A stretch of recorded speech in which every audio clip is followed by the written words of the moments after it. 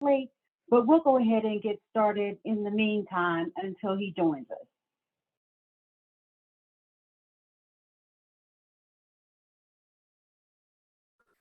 So today's PM refresher training is designed to give you a refresher, just as the title implies, to processes and tools that you may already be familiar with, but we will revisit those. Before we get started, let's look at our rules of engagement. To have your attendance recorded, your attendance recorded for the session, if you've joined with your phone number, if you wouldn't mind changing your identifying information from your phone number to your first and last name, we can go ahead and record your attendance. These will be 20-minute sessions per topic, so we'll move rather quickly with the assumption that you've attended new PM training, so you should have already been exposed to this information. But if you do have questions during any of the sessions, if you'll pop those into the chat, we will have team members monitoring and moderating the chat. We'll either address those in the chat, or when we get to the end of a session, we will follow up and address questions as needed. Here is our training agenda. As I mentioned initially, we'll have 15 minutes to go over our introduction, and then we'll move right into each one of the 20-minute training sessions. I see that Naren has joined.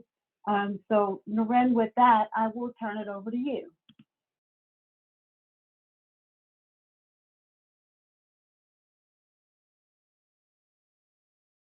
Naren, if you're speaking, you're on mute. Yep, I'm sorry. Okay, good afternoon to all of you. Sorry that I joined a couple of minutes late, but let's take it forward. I see around 15 people on the call and it is being recorded, so that's good. So why are we here, right? So I have been repeatedly telling in our training programs that the EPMO is a vision from Jishan, our CIO. So he wanted to bring all the project management related skills under one roof so that we will have skilled people supporting the project and the teams thereby. Okay, so it is a strategic vision, including the project excellence. So we have been delivering projects in and around 200 projects a year, but we wanted to do it in a little bit different way in order to bring in the transparency of the project and also to maintain the project health, clean and good. So if you look at some of these objectives on the left side, deliver IT investment portfolio, benefits through transparency and accountability. So we wanted to be extremely transparent to the senior leadership team, both on IT and on the client side, to say that, okay, this is the data, whether it is red or green, doesn't matter, as long as we are transparent and communicating it good with the people. Methodology, we wanted to go with different type of methodologies, not only restricting ourselves to only agile. We wanted to open it out. It could be waterfall, it could be agile, it could be hybrid, based on the convenience of the project team and the discussions they have with the clients. The organization and automation are the two main things that we are looking in terms of the processes, governance, so that we simplify, we standardize, we use the same templates across the board, that we don't get the confusion that what should be my template and what should we use at what circumstances or what situation. So we wanted to come up with a very clean templating, standardization, and simplification. So that's the vision, that's the go forward plan that we are all following, okay? Having understood what is the EPMO vision, then let's go on to the next slides. So this is the organization. You all by now know it, but anyway, let's just simply go through it. Rich Brenton is our senior director, and there is a director who is supposed to handle the EPMO tower, because there is another parallel tower called TMO, the Transformational Management Office, but that tower is being completely handled in a different perspective. So we're talking about the EPMO, Enterprise Project Management Office, which has 3 sub towers. One is the Operation Support Tower, the second one scheduling, and third one being the controlling. Each one handles different functionalities as mentioned there. Briefly, the Operation Support will be giving you all the support needed for the processes, governances, templating, your compliance reports, your status reports, health reports, etc. The scheduling team supports in terms of schedulers coming in and preparing your project schedules on P6, tying them with the different projects, coming out with the cost and resource loaded schedules so that we understand across the entire IT portfolio how we are doing in terms of projects, schedule, and the resources wise. Controlling tower is going to handle the financials of projects, the putting up the documents for approvals, following up with the change requests, the accruals that are to be filed every month, and any actuals that are being posted to the project, invoices, etc., etc. Okay, so those are the three distinct supporting activities that these three towers do. Okay, next one. So this is a very detailed picture of what each of these towers will do and what each of these roles will do, right? A project manager is an overall in charge for the project. We are not taking it away. So the project manager is still accountable and responsible for the deliverables. He will be taking care of the entire gamut of requirements, the various reviews, approvals, the testing, and then the production acceptance. All those activities he will be taking care still. There is a scheduling functionality that he was doing earlier about the project tasks, account activities, precedence and dependencies, tying up with other projects, etc., etc. now shifts to the scheduler. The controller, like I said, will be pitching in for the financials.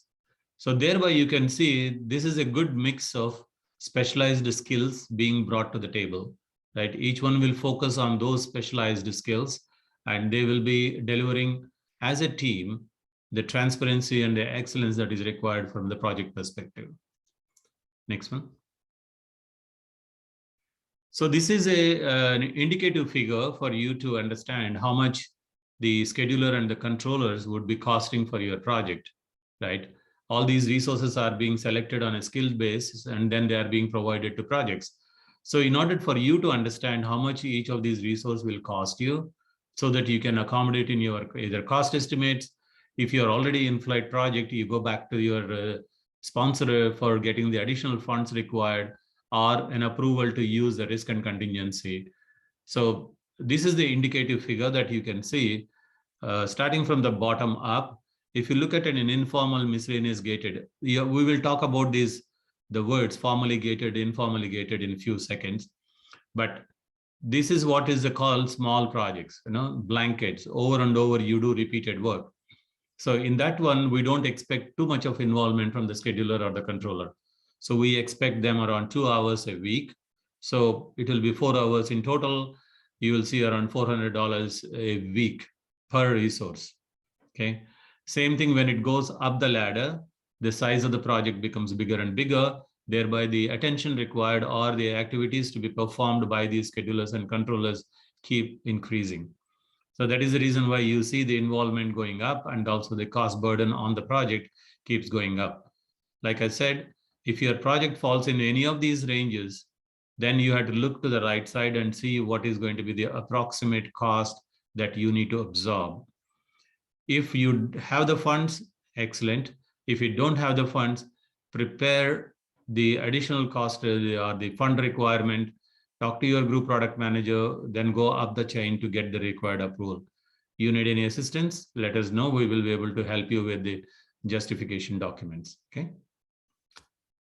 Next one. Okay, so that's the introduction of EPMO and the possible thing. Any questions? Right. Yeah. Can you go back to the previous slide, please? Sure. Yeah. Go ahead.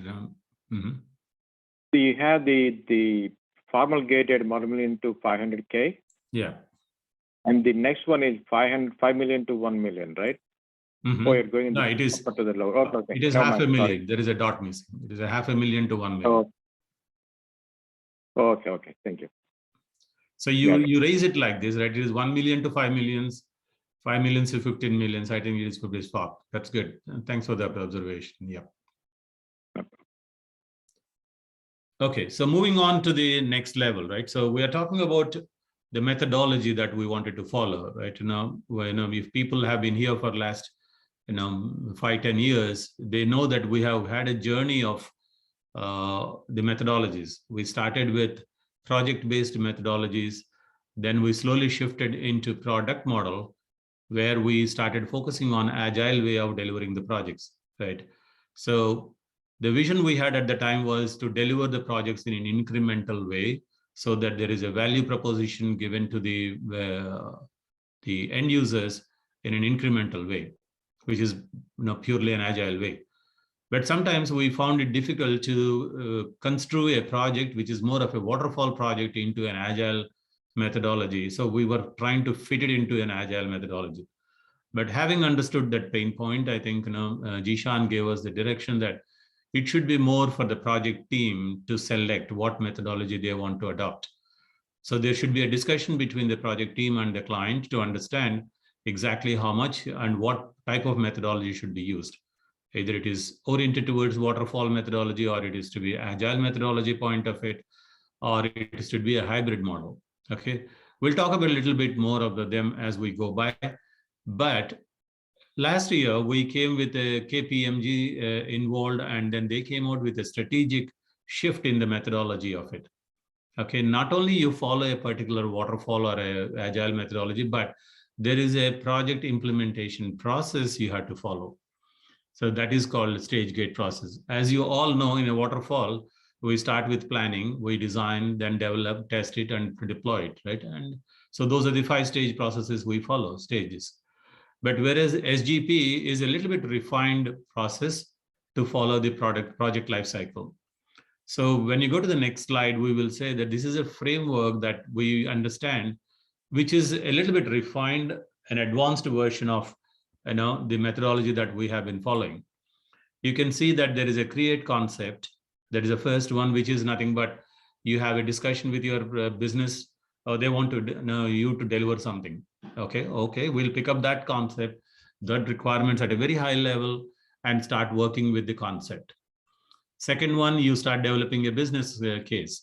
That's where you put up all these different solutions you evaluate, how much it is going to cost, what are the risks, dependencies, and what could be the impact if we don't do this project. The basic purpose of this document is to present it to the senior leadership team, whereby they understand the importance of the project and the cost implications of the project and approve it, or tell you to delay it by certain period of time because of the importance of a prioritization. Once approved, the project converts into a project initiation phase. That means the EPMO team, upon the approval from the senior leadership team, will create the project, will create the WBS, map it to the client accounting, open and release the WBSs for you to start working on that. At this point of time, as a project manager or a project team, you will start engaging the business more to understand the requirements, engaging various teams, including your procurement team to bring on the vendor resources. It could be a time and material resource, or it could be a fixed cost resource. So you can bring in those resources and start releasing the purchase orders, etc. Once we move from there to the initial design stage, this is a stage where you will initially brainstorm about what type of design you are going to adopt for delivering the requirements. It could be very initial design negotiations or discussions with the vendors, discussions with the infrastructure team, or your other involvement stakeholder teams, etc. At this point of time, you are continuously refining your design. You are not sure that which solution you are going to pick up, because you have to look for various parameters in this area.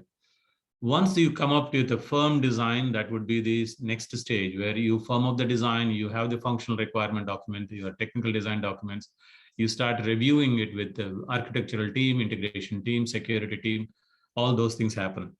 So those things you can see in the bottom, the third lane, where you see the checklist.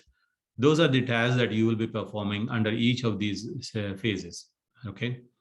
At each of these stages, you will be performing certain deliverables that are mentioned in the third swim lane. Then once these are done, at each of the gates, you see why I'm coming all the way to fifth to tell you what is a gate, is that between any stage, if you want to move to the next stage, you need to have a gate checking.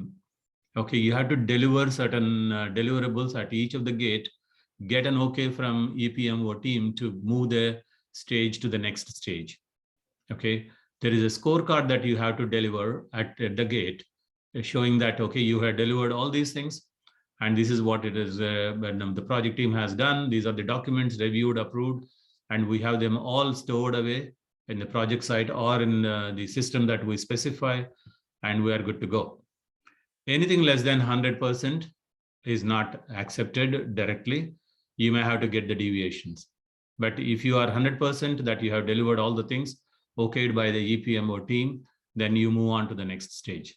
So that's basically a stage and a gate process. So the total thing is going to be a stage gate process. Okay. So you have all these gates. It is exactly the same for agile process, where the stages from develop initial design to the direct manage is going to be an iterative way.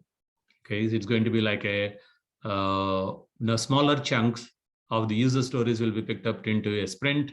Sprint is delivered and then move back to the planning stage, sprint it out, and then again deliver and come back. So it is going to be rotational or iterative between design and the direct manage stage. So you will be deploying the changes as a lump sum one time or a big bang approach in waterfall, whereas in iterative approach, agile approach, you are going to deliver them in smaller chunks. Okay, that's the basic difference. Otherwise, most of the deliverables will be the same, except that they will take a different shape. Instead of calling it as a business requirement, we call it as user stories. That will be into sprints and releases, epics and all that. In a waterfall approach, you just go with the requirements, then you have the FSD, TDS, and all the other documents.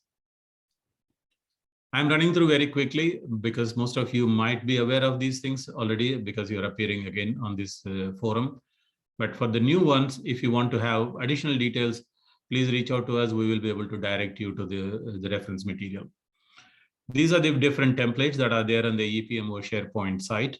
So we created an exclusive SharePoint site containing all the material that you need to execute your project. Okay, under SGP process. It could be the templates, it could be the process, it could be the training you want to understand, or what a scorecard you have to develop, etc., etc. All are into one SharePoint site. Okay, there is always a confusion between some of the existing project managers that we have two sources. One is the source, which is our Bible till yesterday, and suddenly we are coming up with an EPMO SharePoint site. We are cleaning these two up. You are going to maybe shortly, like in few weeks, you will have only one landing site. Okay, one source system. You go to the source, you will have all the material, all the content that is required for your understanding. From there, you can go to the SharePoint site and download it. Okay, so you don't have to move between two source systems. Okay, there will be document system 2, and there is only going to be one, but the links will be provided for you to get the templates. Let's say you want to know my scorecard. Okay, I want to start preparing my scorecard. No issues. From the source, you will be provided with a link. Click that. The scorecards get downloaded. You just save it and start using it. Same thing with various templates. Okay. So my advice here for the project teams, if you want to have a template, first visit the EPMO SharePoint template state. Okay, go to the site, check the templates and tools. If you have it, use it. If you do not have it, then come back to the source, and there is a project templates page where you have the rest of the templates. One of the examples I always give is your SOW templates. On the SharePoint site, you will not have the procurement related templates because we have not worked on them. We adopted the existing SOW templates. So the SOW templates on the source are valid. So as a project manager, this is a clear way. Any template you want, go to the SharePoint site first, check it out. If you don't find it, then go to source. If you find it, download it and use it. The second trick of the trade, do not ever use your old file, start modifying it, okay? Because we might be deploying changes to these templates So you will be outdated very quickly. There are multiple teams are getting involved in this SGP process, like security. We have the integration team, and we are having procurement team and getting engaged with us. So there are small changes that will be done to these templates. In that condition, you will be using an older template. You develop it and you put the content, then you send it for review, or somebody finds it out, oops, you have used a wrong template. Go back and redo it. Don't waste your time like that. The best adoption is go to the site, always download the template, use it. That way you are safe. Okay. Next one. So this is the project categorization, right? And so I was talking to you, remember that either it is a formally gated project or an informal gated project, etc. So looking at the project parameters, there are a lot of conditions and parameters that play the game, right? Sometimes you feel that the project is only $500,000 or $250,000, but it is highly impactful from the regulation perspective. Okay, it is a mandated security project. So that this could lead to, if you don't do that project, it could lead to cyber attacks or penetration happening on our systems. So a smaller project does not mean that it is easy to, or just don't follow SGP process. Sorry, you have to follow certain conditions to determine whether it is a formal gated project or an informal gated project. There could be a $5 million project, which is a very routine thing. Okay, like for example, a server upgrade. Okay, so you might be doing it when for 100 servers or 200 servers. The value of the project could be huge, but the activities that you perform could be a routine type of activities. In that situation, you will be categorizing it as an informal gated or routine project or a blanket project. So you have to understand these parameters, which are described in the next slide. If you go into the next slide, please. So these are all your different types of parameters that will decide what type of methodology you have to follow. Most of you know it, but just check it out before you select the methodology. Okay, a waterfall, iterative, or agile methodology, depending on what you have here. If your requirements are continuously changing, the business is not clear in their requirements that they could specify, I want this. If they say, oh, I'm thinking about it and this is what you can deliver, that's not the way. If clearly we know the requirement, well specified, well detailed to us, then we go for waterfall. If it is not, then your default methodology is going to be agile. So these parameters might help you to understand where you are and what methodology will be best suited for you. Next one, please. So this is the project categorization matrix that when you go in, you check these parameters, then you will know what categorization you fall into.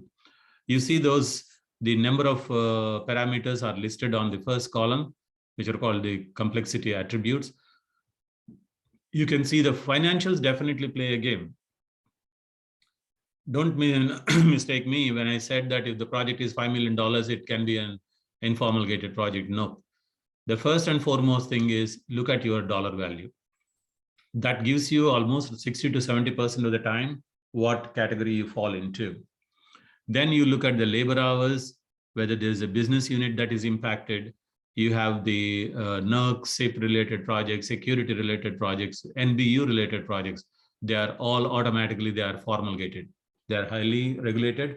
You have to follow strictly the SGP requirements. There are certain things which are a little bit lighter in terms of, let us say, like I said, a routine project. Okay, you are keep on doing it every month, every quarter, every year.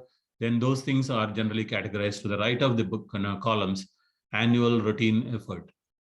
So some of the projects which are highly impactful, visible, high risk, and high financial value to the business units are considered immediately on the second column. That is the formal gated projects. And formal gated projects are high-end exclusive for the SGP deliverables. You have to adopt all the deliverables that are required under the formal gated projects. Informal gated project, the miscellaneous projects, blankets and routines are a little bit leeway is given that you can relax on certain deliverables. You don't have to be that strict in getting the deliverables. But again, that will be decided by all these parameters. And once you decide in one way or the other, you have to also go through the stage gate process, right? All the checks, scorecard, etc.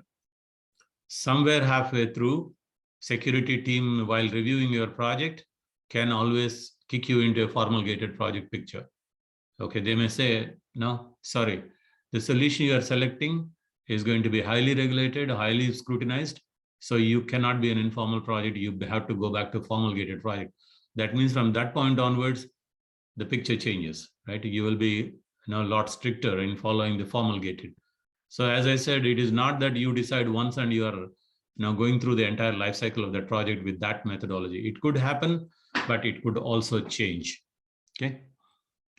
So these are the reference material that are available on the SharePoint in the training section, where you can go and check them, reference them anytime.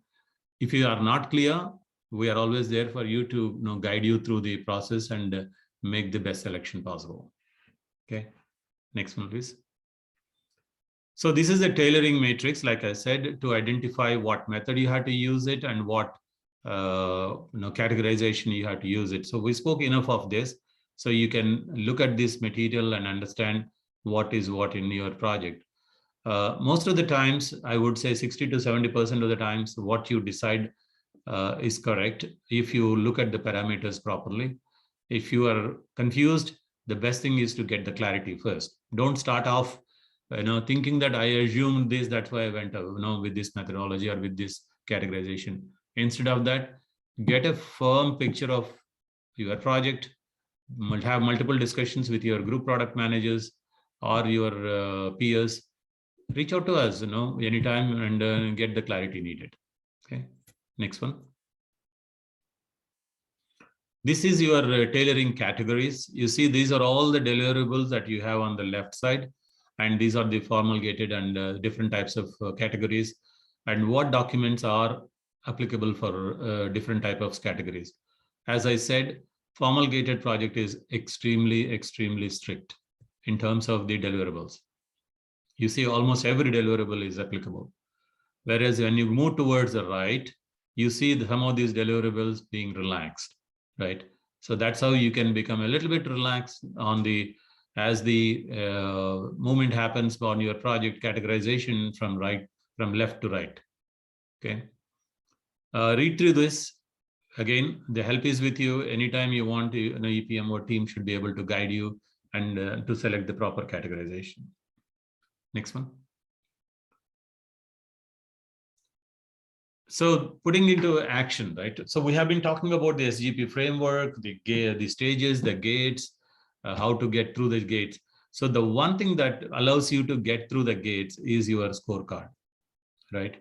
So you have to have this scorecard available to yourself from the day one of the project. Download it, keep it as a live project across the entire life cycle of the project. So this is what is going to help you pass through the different stages of your project. So this is like your toll gate, so you when the toll gate comes in, if you have the pass ready, then you pass through. But that is the pass. This is a scorecard is your pass. So you have to present the scorecard to the EPMO team. They review it and they say, okay, you are good to go. Then you move to the next stage and then do the next stage activity. So some of these pictures that you see on the bottom are the snapshots of the scorecard. So the more details are available on the scorecard. It is self-explanatory. There is nothing big technology behind it. It is an Excel sheet. As long as you pump in the proper values into it, you will be able to get through the scorecard quickly. You can see the details here, how to download it, how to complete it, and whom to present it, and how the review should happen. And then, upon review and approval, how do you move to the next stage, right? So these are the steps that are involved in that. Next one. So this is nothing but the snapshot that I was telling you, a self-explanatory scorecard.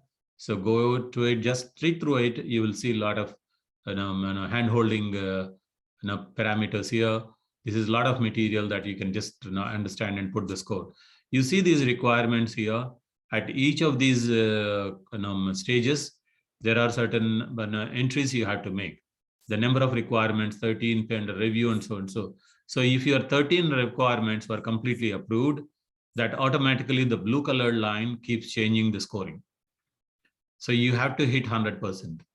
Okay, there is anything less than 100% means there is some sort of a deviation that you are expected to get your approval from your group product manager or the director. Okay. If you're 100% scorecard on the project scoring, then submit the scorecard, get it reviewed, move on to the next stage. Next one. So this is where we take a breather to understand the overview of EPMO, the method, the vision, the way we wanted to implement it, the different roles that we are bringing to the table and how important they are and how can they play value to your project. In the SGP process is a methodology or the framework that we wanted to adopt for executing projects. So while executing the project, we have all the help that you need in terms of the templates, the different scorecards that you have to prepare, then various reading material, training material, and the other resources that are required for your successful completion of the projects. The bottom line is we need extreme transparency of your project. There is nothing like a shame that your project is in red. It's very normal. But the point is, if you start hiding it, that's where the abnormality pops out. So please don't do that. So you have to be extremely careful to understand how the project transparency plays a big, big game in the whole project execution. And senior leadership is very, very focused on that one, okay? With that, I'll hand over to Ayushi to carry on with the status report. I may have to drop off because my system is shutting down because I have got some software updates going. That's I'll fine. join back once it is done, okay? Yeah, thank you, Naren. So I'm taking over. Yeah. Good afternoon, everyone. Now, this is project status reporting. I'm sure that most of us are already aware of it, but we have been constantly working on our status reports, and then that goes to the project health review meeting. So to start with, and before I deep dive into it, the key things, and I think Naren was also trying to address one of those, was the transparency. It is very, very important to, report accurately on your status reports. So if your project is in yellow overall health and it goes to red, we are aware that there is an issue. We have been addressing it. But if a project is in green status all through the while and it suddenly goes red, then it's a red flag, right? For everyone, for the SLT and the leadership to see that looks like there was something that was missing or the appropriate, think through was not done. So it is advisable in project status reporting to be very, very transparent. It's not a reflection on you or your project team. There are several external factors that impact the project timeline, scheduling, scoping. So that is one thing I want to address. And the second thing is, once you have identified that there are risks and issues that are impacting your project, you have to think through and look at that next steps, right? What you are doing and what you can do to mitigate those. So when we do the overall status reporting and we present it in the PHR forum, which I assume most of us are aware, we have a section for what is your current status, but also we want to see what are the next steps that you are taking to mitigate those, right? And then we do have accomplishments, what you did in the past 2 weeks that you want to highlight. There is a new section that we are adding is, especially for the red projects, is there any help that you need from the SLT? So what is the ask from SLT? So basically project status reporting is important because this is your way to communicate with the SLT to bring notice to your project, to get the desired help that you need to bring the project back on track. And so it could be from SLT or leadership, it could be from other teams on which your project is dependent on. For example, if infrastructure team or cybersecurity team. So these are just some key points that I wanted to mention before I just go into the actual process. You can see a high level flow chart here. As you are the project managers, you are aware of what is going on in the project, but it is advisable and expected that you have a weekly meeting with your team, which includes schedulers and controllers, and they, update you on the cost part as well as schedule part of your project. And then based on discussions and inputs from them and within your team, you go into the system that is ServiceNow as of now and submit status report. And we expect that you submit the status report first and third Friday of each month, and you will see reminders from EPMO mailbox for asking you to submit it. There is a link here which is taking you to the detailed steps. So please feel free to review it, at your own pace. Next slide, please. So this is a high level flow chart on what steps you need to do bi-weekly, that is first and third Friday, to submit the status report for your project. But so this slide and the next few slides just show you how to do that in the system. So going forward, I used to go through those steps, but I think it will help everyone if I go into the system and show everyone how it works. So let me start to share my screen. Thanks, Alita. So this is my test environment, right? So this is my ServiceNow test. I assume you all have access to it. So as soon as you reach here and you type projects, you will see my status reports, all status reports, right? For me, it won't show anything because I'm not a project manager in the system. So this is how I go to the status report. I type projects and I go to all projects. So this is the list of projects that I see. So for you, you can either go from here, all of your status reports, and you will see your status reports, or you can go from your project list from here. And as soon as you go into your project, so I was just looking at this one. There's a lot of status reports submitted in even in test environment. So I wanted to pick this one. So you see within the project form, if you go down, there is a status report tab. In here, you see all your past status reports that were submitted. Within here, you can go to new and submit the status report for your current week. So as soon as you do new, you will see a new form will come up, which will have the status as pending.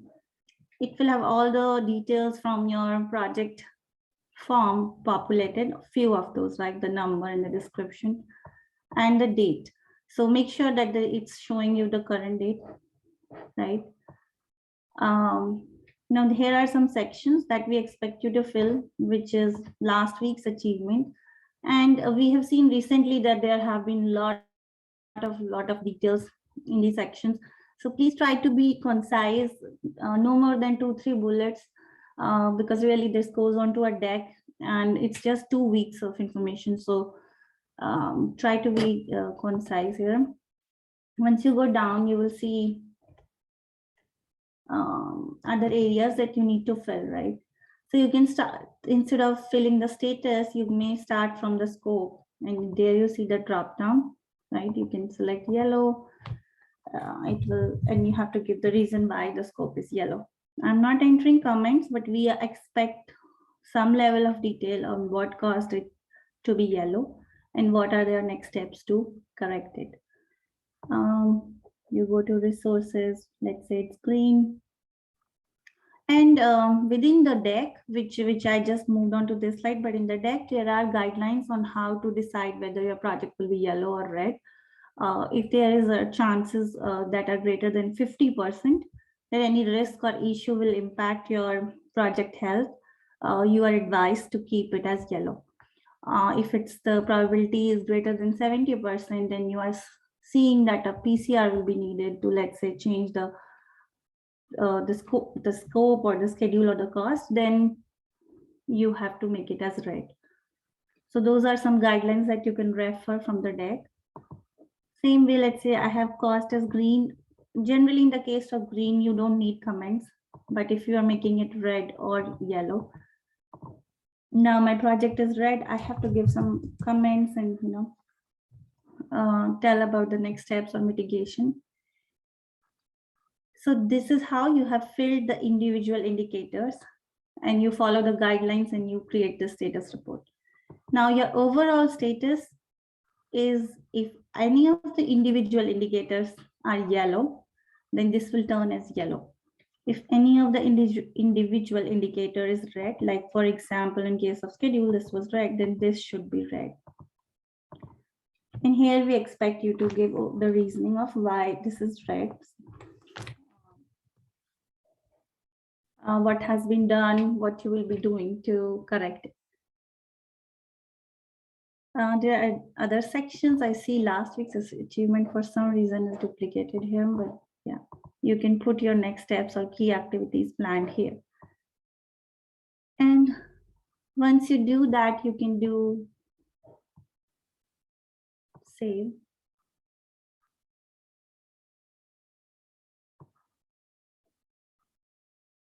And once you hit save, you will see areas for issues and risks. Okay, so these are just the issues and risks that you would have entered earlier, but you can enter new issues and risks if you feel that there are some more, right? Same goes with the risk. You can enter it, you can update it. There are, you see a lot of them are closed. You can go inside and, update the status if you think that this one is closed now. So after that is done, your status report would look complete. One thing that I needed to mention is you have to focus on these 4 tabs as well. I know that you're not expected to update these, but you have to make sure that the information here is correct, because that also goes into the project health review deck.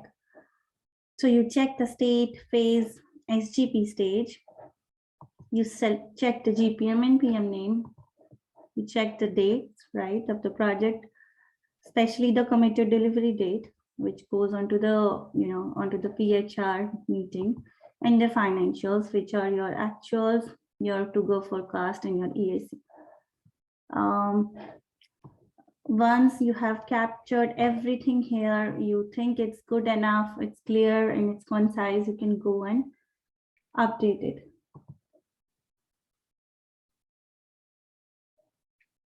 And so this shows the report that I just created. This is how the workflow is, and this needs to be approved by a GPM as well. If GPM has taken a look and approved it, you can move this section to approve by GPM and then do save. So this is just for a second level of check to have an accountability that the GPM is on the same page and he has seen the report. And that's that basically. That is how you do the status reporting. Which is very easy. You need to go into the system and do it. Only thing is that the key things of focus are that you have to be transparent, you have to think through, come up with the next steps, and try to be as clear and concise as possible. So now I'm stopping to share. I'll go back to the deck. So maybe Salita, you can share now. Any questions, anyone?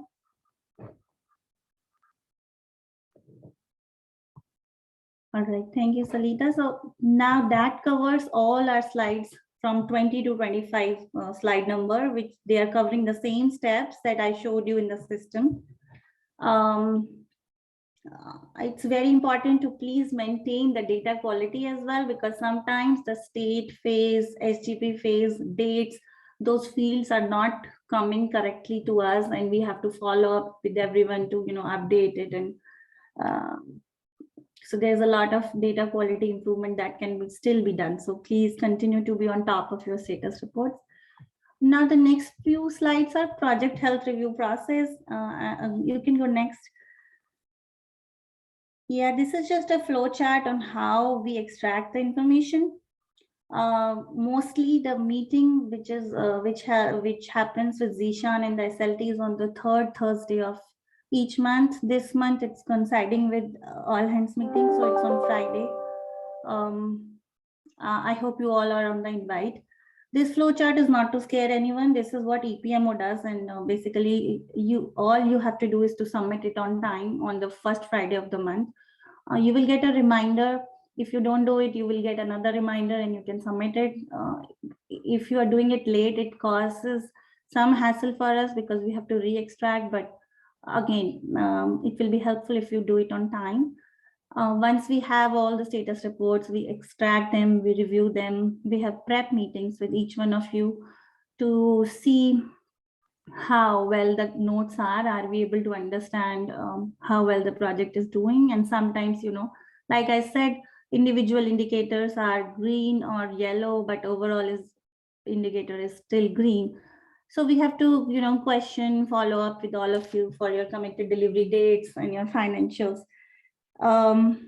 There are some additional information for smart operations with which tower, which is not residing in ServiceNow. So for that, we do separate processing, and that is all basically this flow chart is saying. Once we have the prep meeting done and we have the status notes finalized, we share the PHR material with everyone. And we assume we'll be doing it tomorrow for our meeting, which is on Friday. Some of you might have gone some follow-ups from us, so please try to respond to us. And then finally, the meeting happens on the date or designated date. Next slide, please. This is just a flow chart. And these are some guidelines on how to, update notes in your status report. I won't go into very detail. This is a high-level refresher session, but you can go over these. These are basically telling you to be transparent. Is the status report completed on time? Is it full? Did you follow the guidelines? What are your schedule health showing? Have you considered everything, like maybe a vacation period or holidays for people is coming? Is there resource overlap happening with other higher priority projects? Any dependency with the cybersecurity team? So those are some areas that you have to think through, come up with risks and issues, and update your status report. And these are some guidelines for you. Next slide, please. That is also related to cost, change request, and resources. We have a section where we report the change request as well, like the number of PCRs that each project has done. We do have section for cost, as I showed you, and resources are already there. So yeah, these are some questions to ask yourself and all the project teams. Is everything accurate and true, and it's depicting the right picture? And once you have used these guidelines and updated your status report, you are good to go. Only thing that follow the timelines, just submit it on the first and third Friday. And if in case of any questions, I'm sure you all are reaching out. Please continue to reach out to BSCG PMO. These are some other sections that we have in the project status, which is just giving a high level overall view to everyone. But this data is extracted from ServiceNow. And as I said, data quality is very, very important for all of us, because we are doing all reporting basis of what data you have entered. So make sure your financials, your dates, your product hour, your team details, everything is right in the system, so that we give a true picture here. Next slide, please. And this is how the actual deck looks like on project health reporting. It's covering all the indicators, financials and dates, and PCR count, as I said, as well as state, phase, GP, and PM. So there's just a depiction of how it will look like in the final meeting, but I'm sure you all will be getting the decks. We have included everyone in the past and will continue to share the decks with everyone. Next slide, please. I think that's all.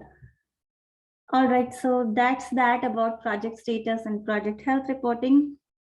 Anybody has any questions, let me know or reach out to ITPMO. We'll be happy to answer everyone. Thank you. Great, thank you, Thank you. Ayushi. Typically, we plan a little break-in as we've been going for a bit now, but since we are moving well ahead of schedule, unless somebody raises a hand and says otherwise, I think what we'll do is we'll keep going and move into risk, issue, and decision management. I'll ask my colleagues to manage the chat, moderate the chat session, and keep an eye on raised hands while I move through these slides. So risk, issue, and decision management. I usually just talked about the fact that risks and issues are reported in PHR. That's why it's imperative that risks are identified early on, because what you don't want to happen is that an issue arises and you have no record of a risk recorded. That's the importance of evaluating your project and identifying risks early on that might impact your scope, your schedule, or your cost. So it's to improve service delivery, it's aligned to best practices, and it makes issues visible and risks visible to your program and your project stakeholders.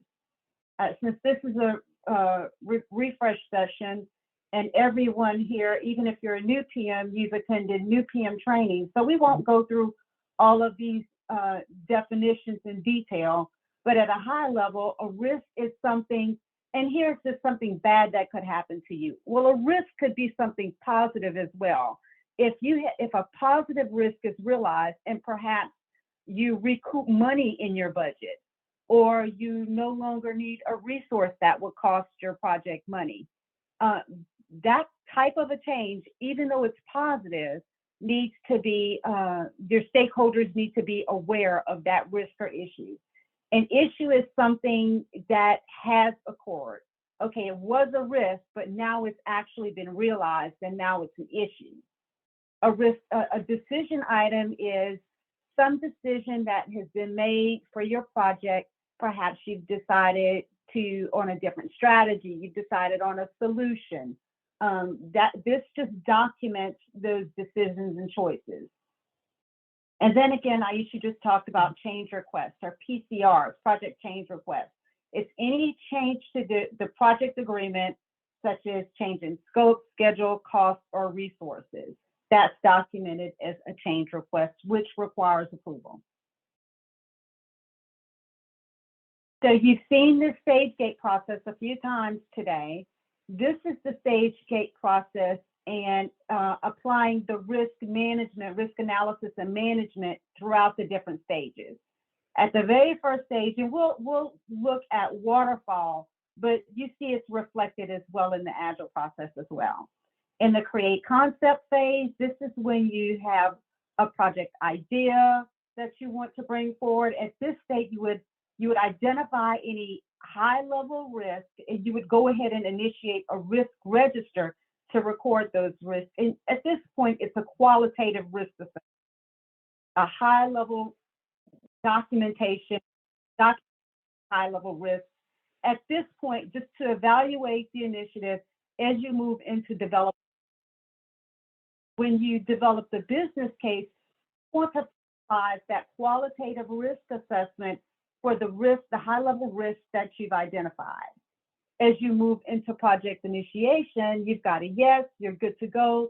We're going to proceed with this effort, and your project moves into the project initiation phase. You'll complete that quantitative risk assessment, but now you'll identify your change plan owner. As you move into the initial design, again, throughout this process, you're always evaluating your initiative to document any risks as they're identified. As you move into the design phase, again, you update any risk and issues, and you update your risk contingency estimate. And we'll talk about that in later slides. If you identify a risk, you identify potential cost associated risk, and therein is how your contingency budget can be impacted. As we move into the direct and manage phase, again, you're monitoring, controlling, and updating project risks and issues. But at this point, you want to begin capturing and documenting any lessons learned from risks identified or risks realized as issues. So you'll want to begin to document your lessons learned, and then you want to obtain your change control board approval to implement your initiative. With post-deployment, this is where you ensure that all project risks and issues have been closed and documented to, in fact, close your project. Here are your risk management stages. Stage one, of course, we just talked about. We identify the risk, determine the impact, the probability of occurrence. Then we have risk analysis or assessment. And as we just talked about, this is done qualitatively during initial stages, but then quantitatively, you put the numbers to your risk in develop initial design stage and forward. Risk response planning occurs when we develop the options and determine which actions we're going to take to reduce risk threats, and we assign ownership to monitor each one of the individual risks. So each risk should have an owner assigned for monitoring and management. Then in risk monitoring and controlling, of course, as we looked at the process, stage gate process a moment ago, you notice that you're continually monitoring risk throughout your project life cycle. You reassess the probability of impact. You identify any new risks, and you execute a risk response when the risk materializes.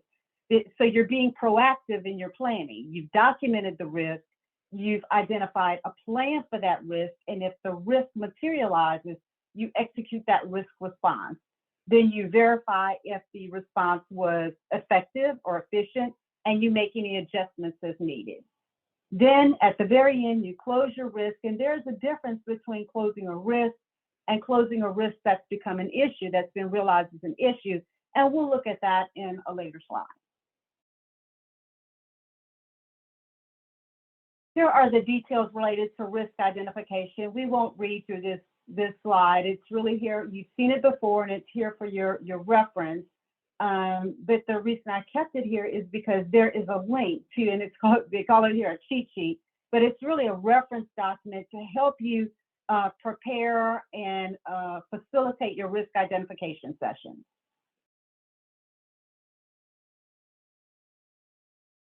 This is a slide that is constantly referenced. I find that we reference it right from the very beginning of a project in the business case development phase, and this is your risk analysis or risk assessment. At the top here, you see we look at probability first, and it's the probability of the risk occurring during the life cycle of your project, and it's rated on the following scale. You consider external factors or the status, you consider change requirements, and you actually consider the organizational capabilities. And so let's look at the probability scale 5. This probability is assigned to a factor that or consideration that it's extremely likely that this event will occur during the project schedule. And that's an 81 to 100% probability. So you can say, I'm 90% sure that this event could likely occur during my project schedule. Versus, let's look at a scale 2. Scale 2 is unlikely. Oh, there's a 25% probability. It's not likely, but it's not impossible that this event could have occurred during my project schedule. So that is how you evaluate risk probability. So we'll look at impact next. This is an estimate of the scale of the impact of the risk. And you'll consider schedule, scope, and cost. So look at the schedule. If that's scale 5, if the event will cause a greater than 30-day impact to your schedule, that's a 5. If it creates a greater than 10% impact to your project, that's critical, and that's rated a 5. Versus look at number 1, insignificant.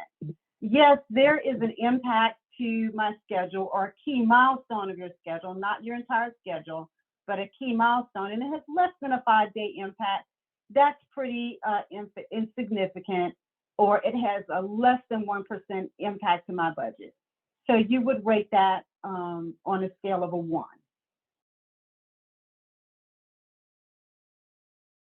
So here's how we put it all together.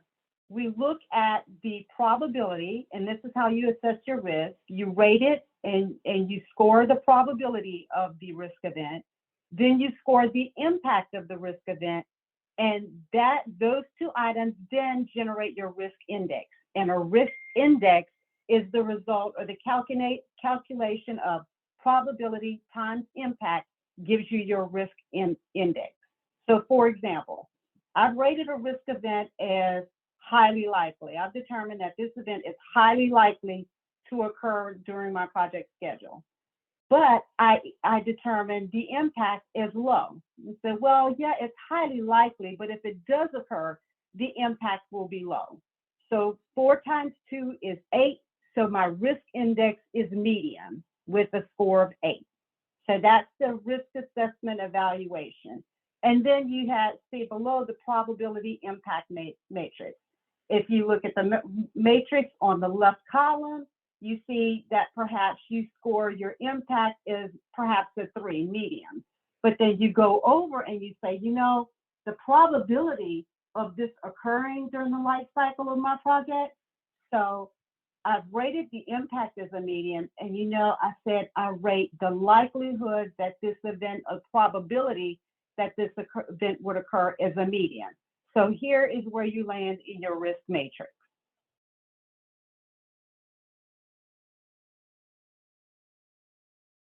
So fortunately, Ayushi did us a demo. She went right into ServiceNow and demonstrated where you could find this risk tab. But we'll quickly look through this, and since everyone here has likely utilized the Access ServiceNow, this is just a refresher as to where you can find your project risk register. So you see that your risk register will be a tab, and you can personalize this tab. And we say personalize it, you can determine what you want your view to look like. You do that by clicking on the gear icon, and then you select from the list which items you'd like to see in your view, and then you click the OK button.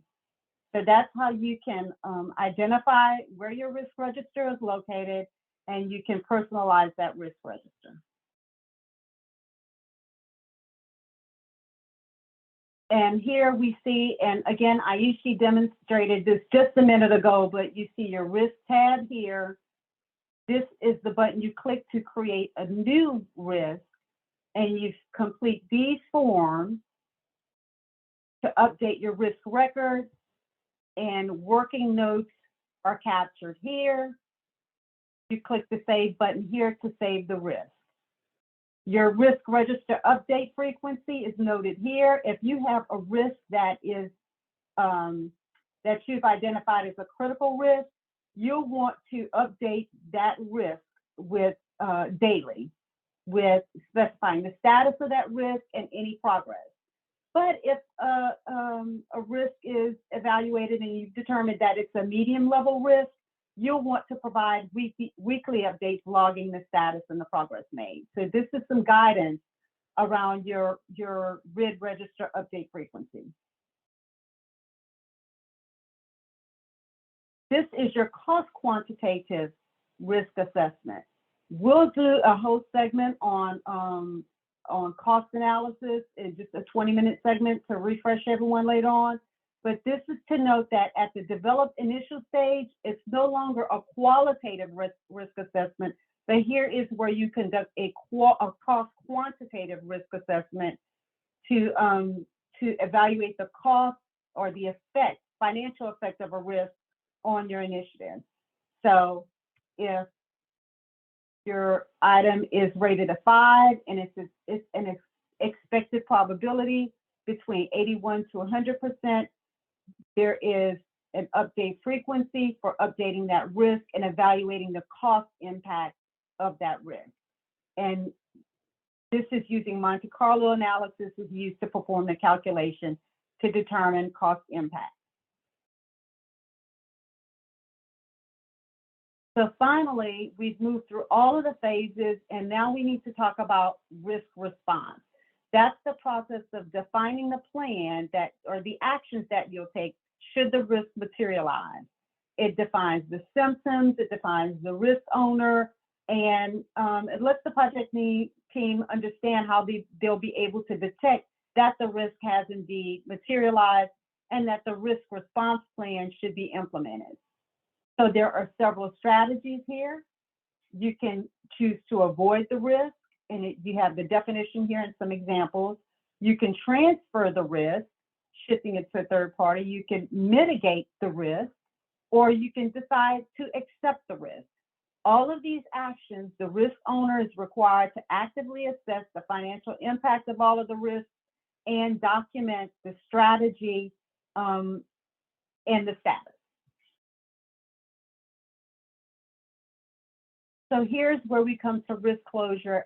If risk closure can occur during the project life cycle, if you realize that a risk is no longer a threat to a project or program, and you're going to go ahead and close it, or a risk will be closed if it becomes an issue. So let's talk about closing a resolved risk. The product or project owner gains concurrence and approval that the risk has been mitigated successfully and is no longer a threat. In doing so, they should also conduct a lessons learned so that you can leverage that information in future like initiatives. This information should be documented in the project repository in ServiceNow.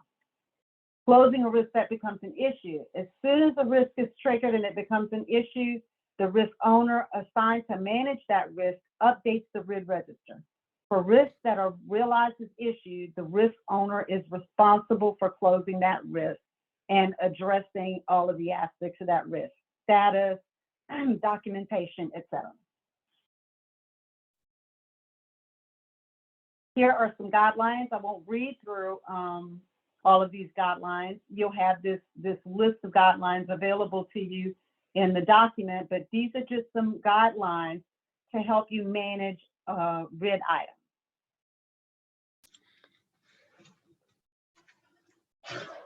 And now we're ready to move into the cost estimator formal gated presentation.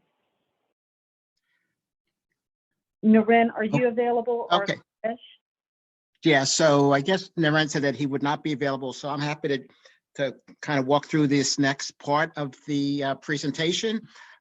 So again, we could just simply go to the next slide, talk about the importance of cost estimation. Again, this is something obviously from the onset of the project, even before the create concept, where the objective of the cost estimator, particularly in a formal gated process, is all about the rough order of magnitude cost estimate. That again, it's really critical that this rough order magnitude cost estimate the entire scope of the project costs and provide stakeholders and decision makers with an idea of how much this is going to cost, as well as identify alternative plans or alternative choices. So let's just move to the next slide. So just your benefit, I'm here, Anthony. Oh, thank you. Okay, continue, Okay. please. Yeah. Okay, yeah, so getting into the cost estimator. So again, as we're talking about, certainly utilized in both formal and informal, but in particular with the focus here on the formal gated, the larger projects. The cost estimation is a process, again, where subject matter experts, sponsors, managers undergo a rigorous process of going through the phases of the process, even prior to the concept, prior to creating the concept. And this is the first effort of estimating the cost of the project through its life cycle and understanding the general sense of what is the effort and the initiative and the cost that's going to be planned prior to getting the funding approval. So again, there's two parts, particularly with the formal gated process.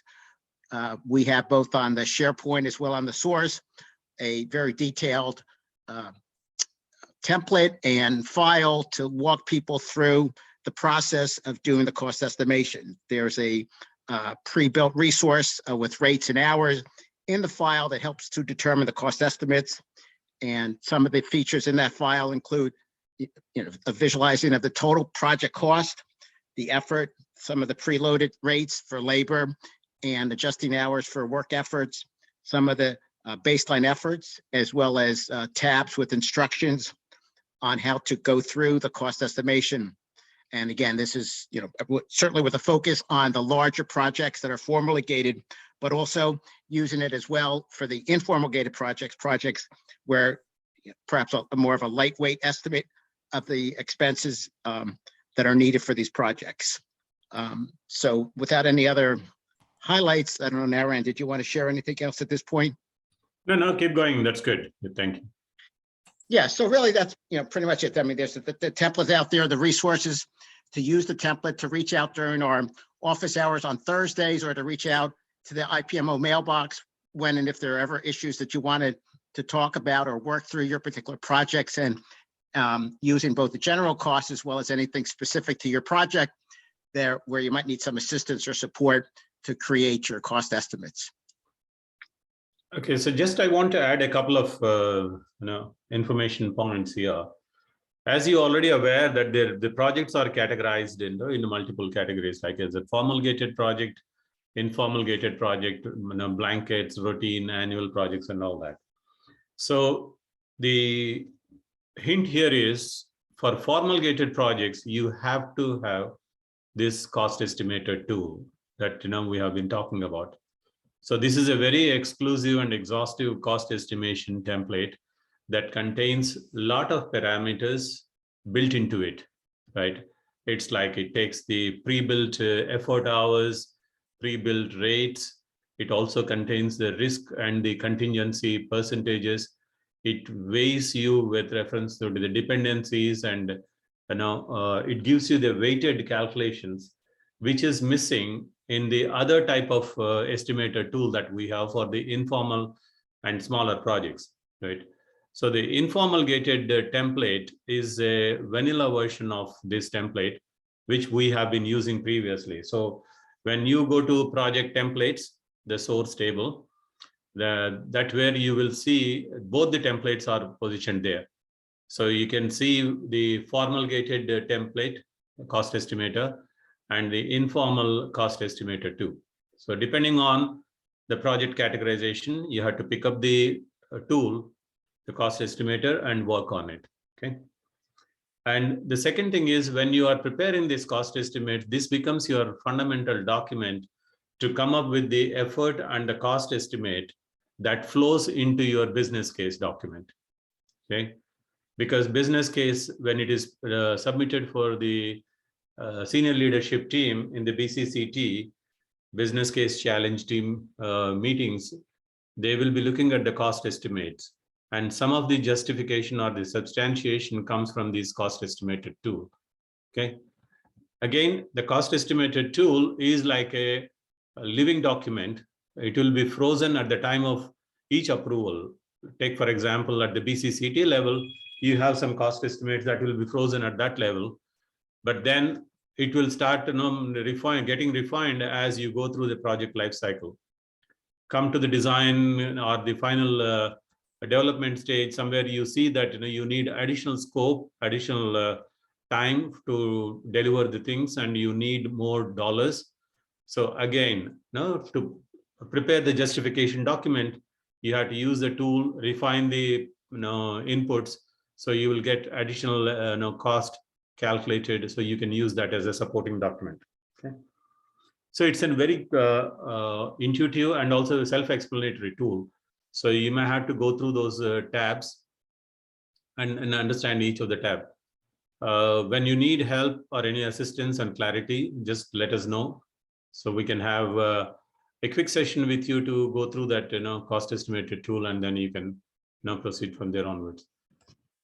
So these are the various tools and templates that are available on the IT EPMO SharePoint site. Hope now you can go to the site, scout through the site. This is the site what you are seeing over here. You can see the various folders. The links are provided over there. The folders will be having different subfolders which will explain you like the templates and tools, training material, the org chart, then the EPM SGP related reading material, and the scorecard, etc., etc. So like I said, if you need a template to work with, first option is to go to this Enterprise Project Management Office SharePoint site. If you don't find it, then you have to go to the source, go to the project templates as the search. Then you will get that page where you have the templates like the SOW template, the cost estimator templates. There are certain other templates that you will be able to use from that template section. Okay. With that, I think we had this refresher course, is complete, right? Anything else that we want to talk? Otherwise, I have one topic that I want to talk to you guys. That's why I need to come back quickly. Anybody has any questions on this SGP process or the refresher course that we went through?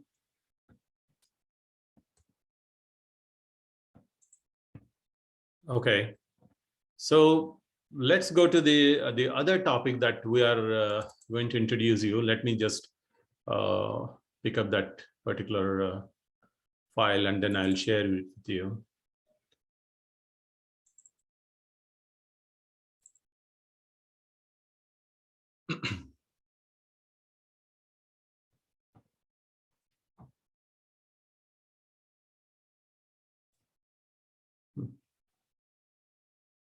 Sorry, just give me 1 second.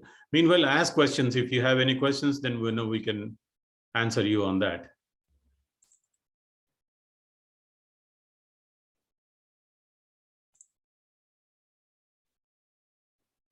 Anybody, any questions?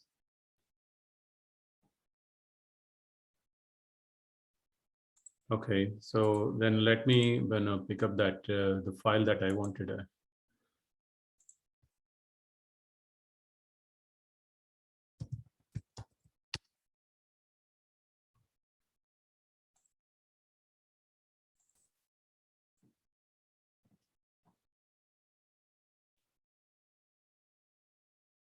Okay, let me share my screen. Whoever is sharing, can you just give me the share option? Yeah, I think you are already, okay.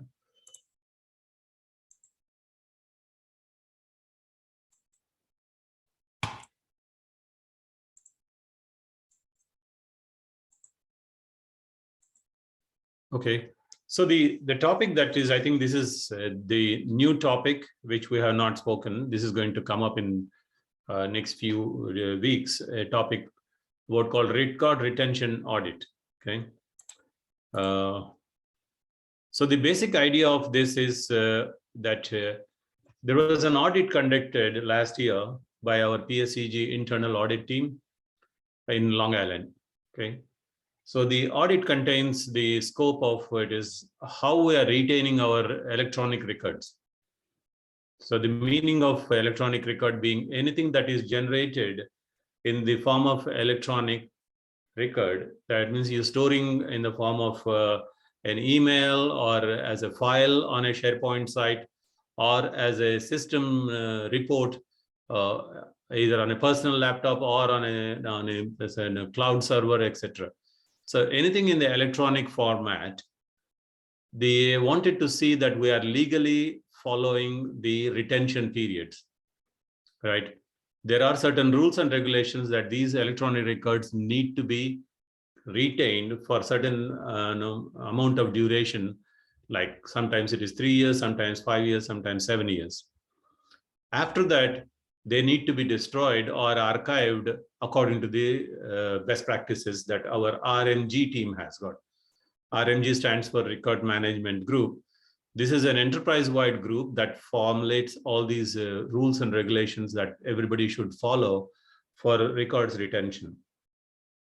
So according to that particular audit, there was an action item that every project team need to understand address the record retention criteria, whether we do electronic or physical or shared or you're on personal laptops, anything they wanted the project team to discuss the requirements from the record retention perspective with the business. If the business is falling in one of these categories, then they should also be aware that those many years those records have to be stored. And for that, the project needs to address if there is any additional cost required or any additional system design required. Let's say, for example, I'm generating a report on a weekly basis and I have to store it on a cloud server. Then we need to calculate the amount of storage required and approximately how much it is going to cost. That need to be told to the business, and that should be included in the project cost. Okay, so the idea is to address the record retention requirements during the project lifecycle, which starts from the business case onwards. So when this action item came to us, so the way we wanted to approach this is first to study the requirements, come up with the what are the criteria for record retention. So we went through the documentation reference material on the RMG site. We picked up what's called the record retention criteria. Okay, so we have the record retention criteria. We have identified 13 criteria. So this document will be made available to you guys to understand what it is and all that. So you can see, is the records identified generated by the system or application? Is it as a structured or an unstructured record?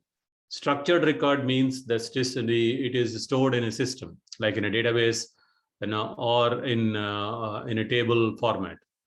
If it is unstructured, means the file is stored in a SharePoint site or stored on a desktop or in a cloud storage facility. So that's the difference between the structured and unstructured, and the ownership of those records. Who owns that? If it is a structured record, basically it is on a database. So the application owners or the end users are the owners. If it is a file that is stored on a SharePoint site, the end user which consumes that file are the owners. So these are all the parameters, what you see called criteria, and the details of those criteria. Now, how to incorporate these criteria into different templates? Because we follow SGP and all the SGP templates need to be looked at, and we have to pick up those relevant templates and make the relevant changes, right? So we went ahead, studied all the templates, and then we picked up the relevant templates that will have these RR criteria, record retention criteria. So we made some changes to the some templates, like business case template is one thing. You have a cost estimator, there is a slight change that was happening. Deployment management plan, which is nothing but our production acceptance document, operational readiness, etc., etc. And there are certain templates that do not become relevant for RRC. So those templates are untouched. These are the documents that are untouched. So these are touched documents, that is basically updated documents. Right now, we have not rolled them yet. So we are planning to extend some couple of training sessions in the coming weeks, mostly one next week and the one the following week. An hour, maybe like 30 minutes or 1 hour sessions. We will show you the templates that we have updated, and those updated templates will be posted on the EPMO SharePoint site. So you will have those small sections in those documents already updated. So you don't have to exclusively look for, oh my God, where is my RRC? I had to address it. It's inbuilt. It is embedded into the document. Just flow with the document. You will automatically come to a section or a couple of questions which are pertaining to record retention. Okay. So this is the overview that I wanted to introduce to all of you, basically saying that this is what we are coming up for a record retention audit action item. We have addressed this with the RMG group, record management group. We got their blessing. We went socialized with our senior leadership team. They are good with it. So the question now is that we want to train up, extend the trainings to all you project managers and the group product managers, and officially make them available to you from the 1st of March. So the idea is for the in-flight projects, if you have already crossed certain stages and you have to pick up the relevant template and start using the RRC, okay? That is for in-flight projects. If it is a brand new project that is going to BCCT, then you will be picking up the very first document and will touch all the other updated documents, okay? So you don't have to go retrospectively fit the previous templates. Like a project is already in execution stage, and let's say in design or in development stage, you don't have to go back to the BC document and start modifying it. You have to go forward, pick up the templates, update the templates as per the RRC is concerned. If your system has not been designed yet, so talk to your business, understand the requirements from the record retention point of view, put it as one of your requirements or as a user story, address it in your development and then deploy it, okay? Any questions on this topic?